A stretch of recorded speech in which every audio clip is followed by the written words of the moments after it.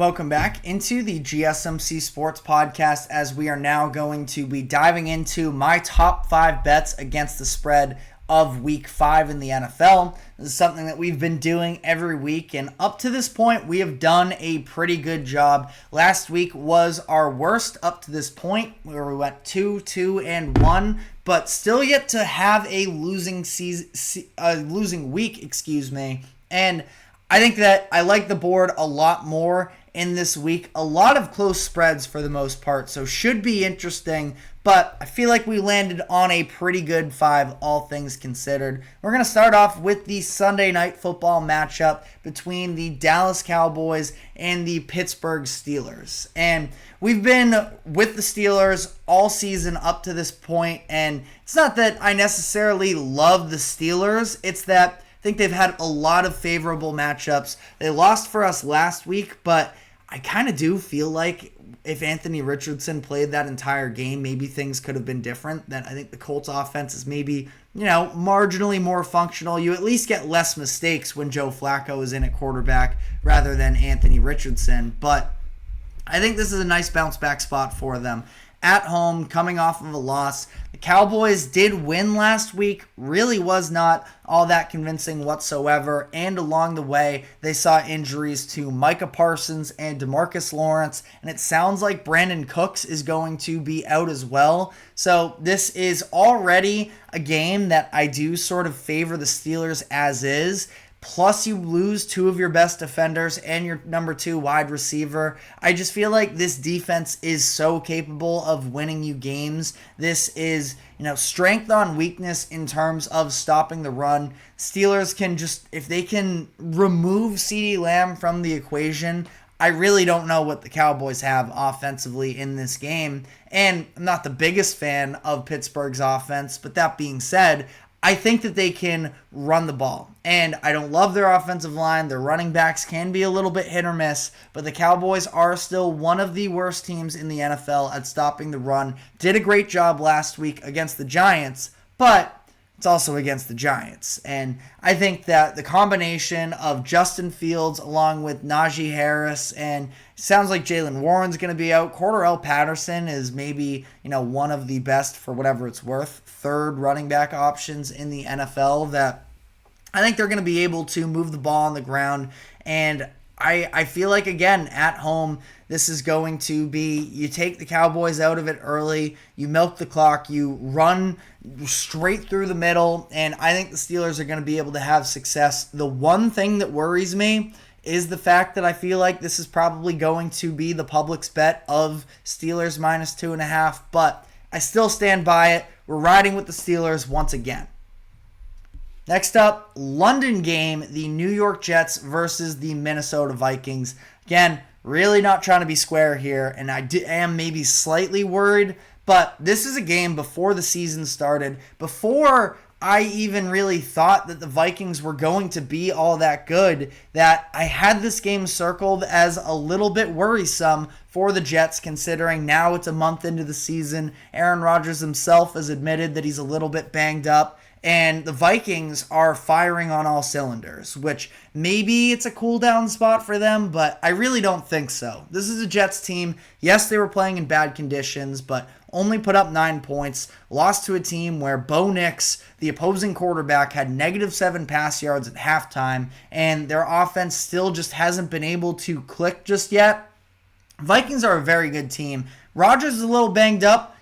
Brian Flores on the other end is going to be dialing up blitzes, and it's a situation where I just think it's such a tough matchup right now for the Jets based off of where they're at. Still haven't really shown defensively to be great. Now, they had good games against the Patriots and the Titans, but what teams really haven't had success defensively against the Patriots and the Titans up to this point? So I think the Vikings are just, they're such a complete roster.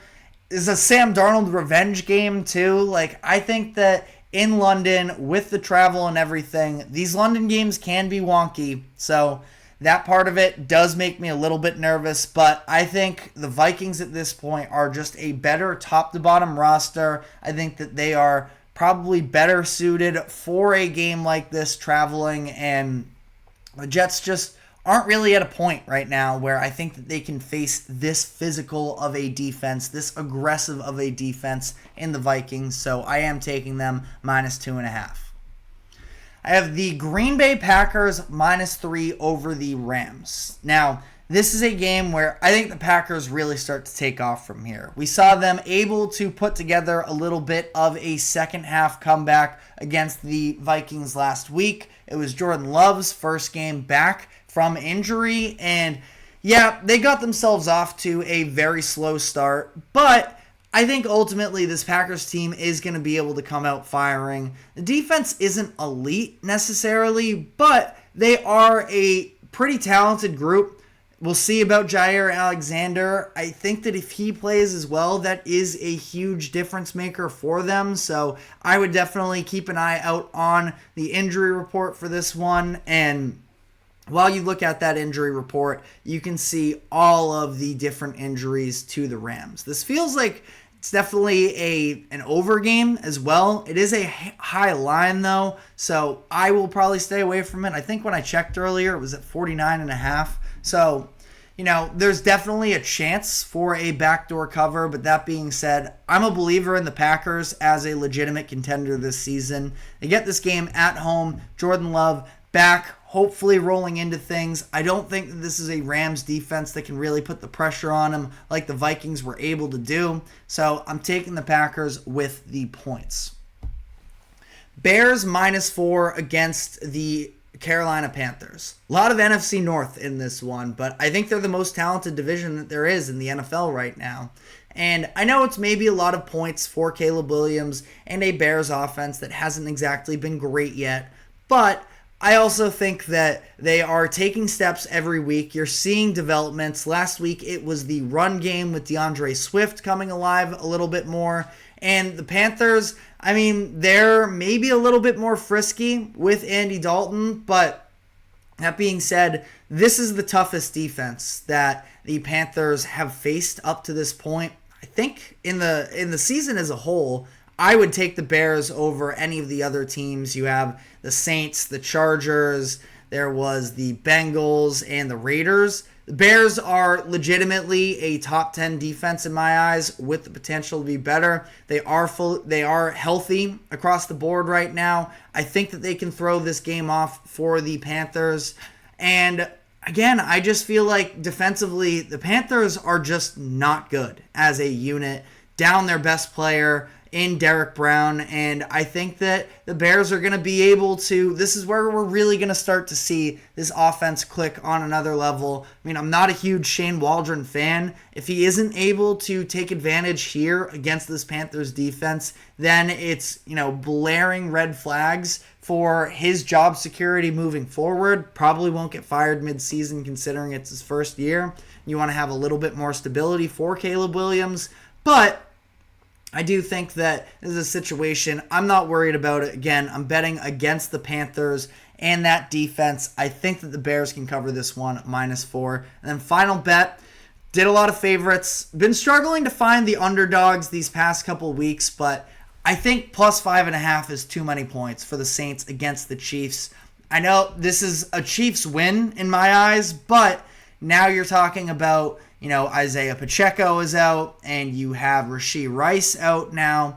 And the Chiefs have already struggled to win any games up to this point convincingly. A lot of people like to say, they're a fake 4-0. I'm not going that far. I think that at the end of the day, you have Patrick Mahomes executing down the stretch. The defense, specifically in that Atlanta game, stepped up big for them, that they earned this 4-0, but they still haven't done it convincingly. And last week, our push last week was the Chiefs. When we did this show on Friday, it was -7 and finished up being a 7-point game. Now you lose Rashee Rice in the middle of that game, so from a game plan perspective, a little bit different.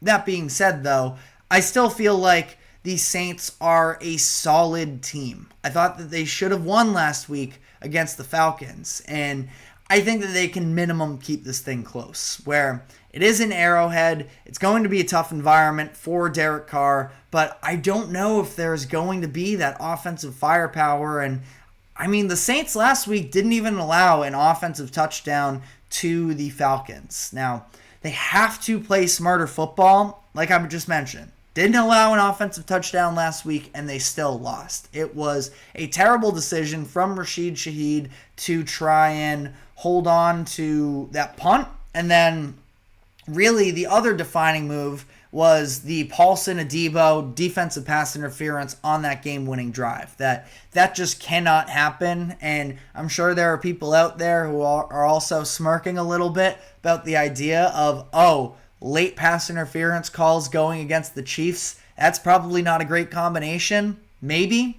But also, if it comes down to a late pass interference call, that's kind of a win for us taking the plus 5.5 points. I don't think that the Chiefs are going to come in and be able to dominate this game. Now, this is a statement game for the Saints to be able to hang in there. I can't imagine that they are going to be able to run wild against that Chiefs defensive front, but if you can at least manage a rushing attack, Derek Carr is good enough, and specifically Chris Olave is good enough now that, Trent McDuffie is very good, but I think that Olave can win that matchup. I think that Kamara can be a weapon for them out of the backfield.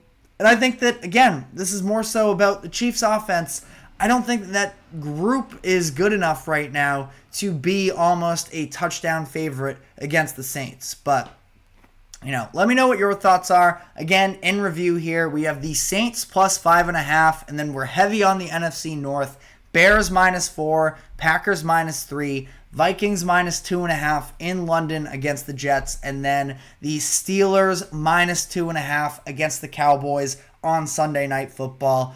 Let us know what your thoughts are in the comment section. If you have any other thoughts on this weekend's slate, I will say that, I considered going with the Broncos -2.5 against the Raiders, a game where, and we're not officially putting this on the slip here, but with all the dysfunction right now in that Raiders locker room, that Broncos defense has been incredible up to this point in the season. I think that they can have success again against the Raiders this upcoming week. That Broncos are another team, I would also just keep an eye on. But we are now going to be headed into our final segment of the day, where we are going to be diving into the chaos that appears to be taking place within the locker room of the New England Patriots. Earlier this morning, a report came out that the locker room is nearing a potential mutiny in terms of revolting against what has been a very slow start to the season. So we're going to be diving into all of that. But before we do so, we are going to take our final break. Do not go anywhere. We will be right back.